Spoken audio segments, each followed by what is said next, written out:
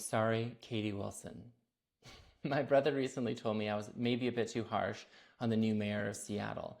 So in the spirit of the Christmas season and the impending new year, this is my apology.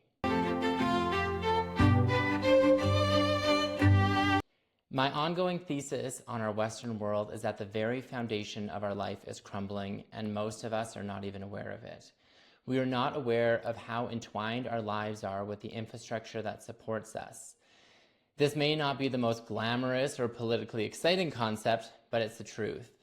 We depend on water getting into our taps, on bridges and roads allowing us to get to work, and for our toilets to flush. I singled out the new crop of Democrat mayors because, Katie Wilson among them, frankly, some of their ideas are loony. City-run grocery stores may win votes, but they do little to support cities with massive debt loads and even bigger infrastructure problems. Highlighting Seattle was intentional, as noted in my original video. As noted in that video, Seattle is a relatively young city, one that was built on the promise and hope of commerce and a bright future. However, like most Western cities, its leaders have failed it to date. Katie Wilson is inheriting a mess. It's not her fault. The city has enormous debt, an endless list of deferred maintenance, and critical infrastructure on the brink of failure. But this is sadly the tale of many, many cities. Defer, defer, defer.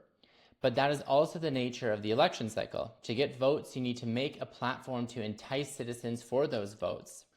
Maintenance and infrastructure upgrades, unless they are directly in your face, do not tend to get people to race to the polls. Perhaps this is why infrastructure projects like mass transit and the like are appealing to people. They are in your face and appear to address an immediate problem for some people. However, a lingering issue is that all this new infrastructure adds future burden to an already taxed system. Sure, mass transit solves congestion, commuting problems, but it also adds a lot of maintenance items, future repairs, and critically, even more debt. The only other way to get votes from infrastructure is to have them fail in front of your eyes, as what happened in the city of Calgary in the summer of 2024. This may have contributed to sweeping changes to the city council and mayor there. My intention with my original Seattle video was to highlight the enormity of the problem. Really, that was one of the main drivers of making this channel. I am passionate about ensuring our towns and cities actually work for the people who live and pay into them. To that end, I'm sorry, Katie Wilson, for any undue attacks to your character. I'm sure you watched my original video. With all elected officials, you need to be held accountable throughout your term. Previous governments were not. Need I remind everyone that Seattle has had 4 major bridge failures in recent decades? Yes, 4.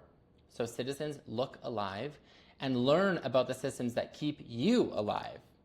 Katie Wilson, I wish you all the best in your term and in the new year. Thanks for watching.